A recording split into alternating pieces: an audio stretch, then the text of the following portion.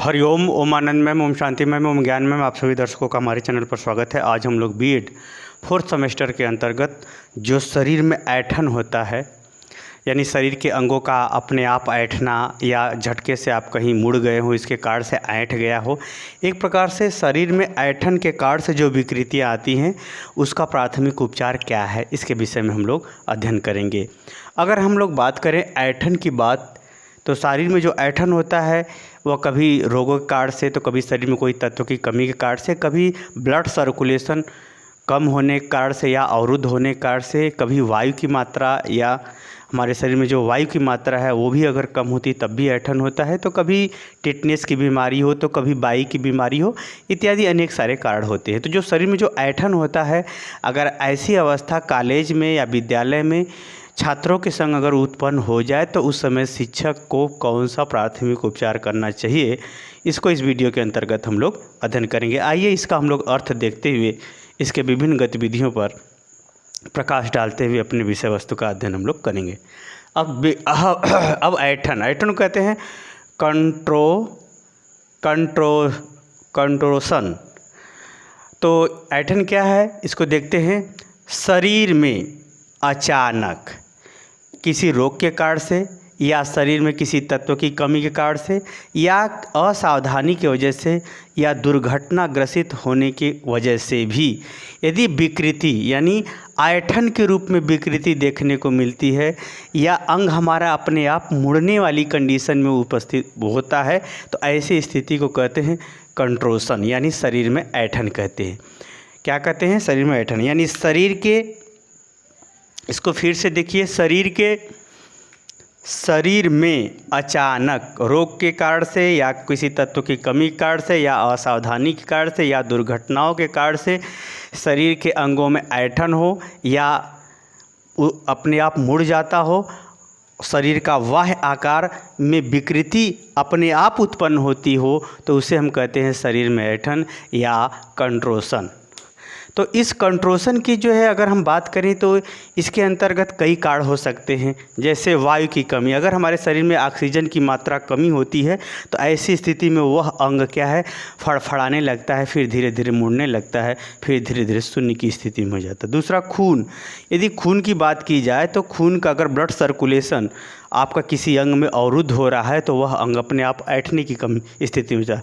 आगे है कमजोरी। कमजोरी का तात्पर्य यह है कि अगर आपके शरीर में संतुलित तत्वों की मात्रा नहीं है, कोई तत्व की अगर कमी हो जाती है, तो ऐसी स्थिति में अंग का सिकुड़ना या शरीर में ऐंठन होना स्वाभाविक सी बात है। अगला है टिटनेस। टिटनेस की बीमारी से तो आप लोग परिचित ही हैं, जो सामान्यतः जो है जंगदार अगर लोहे की धातु से चोट लगी हो, अगर उसका समुचित इलाज या टिटनेस का इंजेक्शन नहीं लिए तो ऐसे शरीर में अवस्था में भी शरीर में ऐंठन की स्थिति होती है। अगर अत्यधिक कार्य, जब कोई व्यक्ति, कुछ लोग तो ऐसे होते हैं जो दिन रात मेहनत करते रहते हैं, शरीर को भी समय से खाने पीने का ध्यान नहीं रखते, भगवान जाने वो ऐसे लगते हैं कि मेहनत कर करके, बुद्धि का मेहनत नहीं, शरीर का ज़्यादा मेहनत करते हैं, तो ऐसा लगता है कि वो सारे संसार को अपने मेहनत से ही तौल देंगे।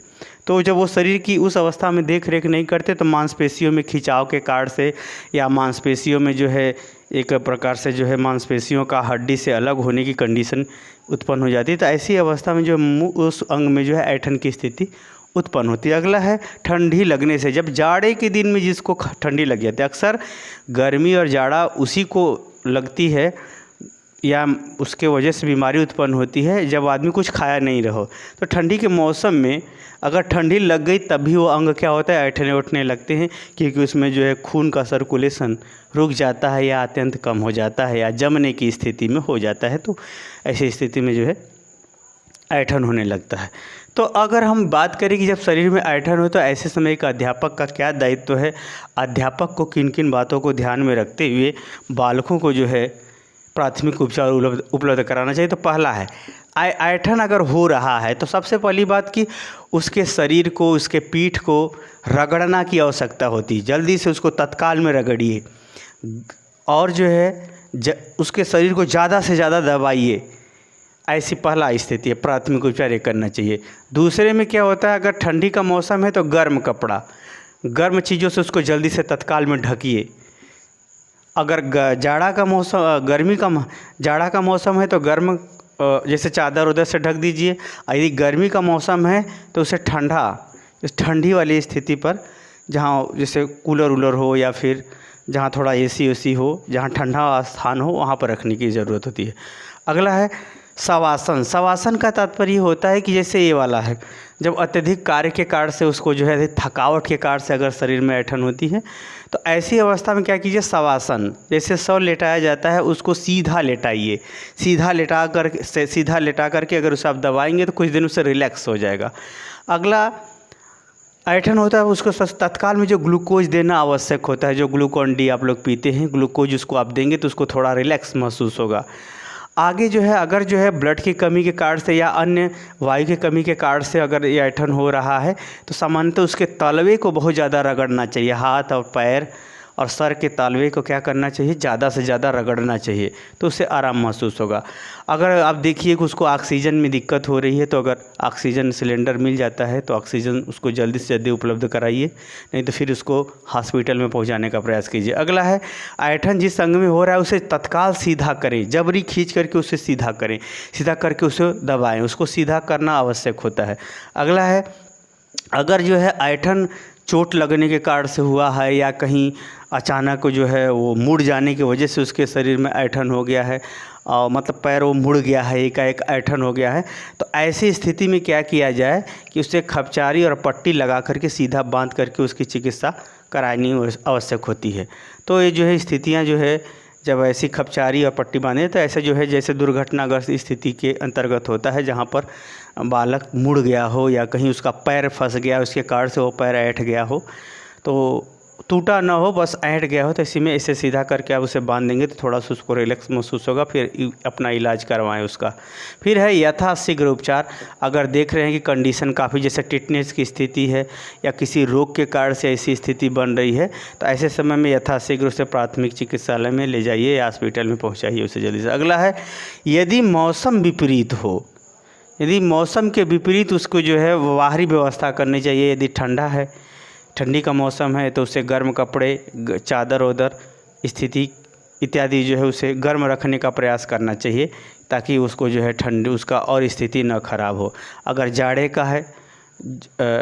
का है तो गर्मी का मौसम है तो उसको ठंडी में रखना आवश्यक होता है, यानी मौसम के विपरीत उसकी व्यवस्था करनी चाहिए। एक सामान्य सी चीज़ है। इन सब बातों को ध्यान में रख करके यदि अध्यापक सब व्यवस्था कर देता है तो ऐसी स्थिति में जहाँ तक उम्मीद है कि जो बालक है उसकी क्षति कम होगी और वह जल्दी से जल्दी सामान्य अवस्था में आ जाएगा।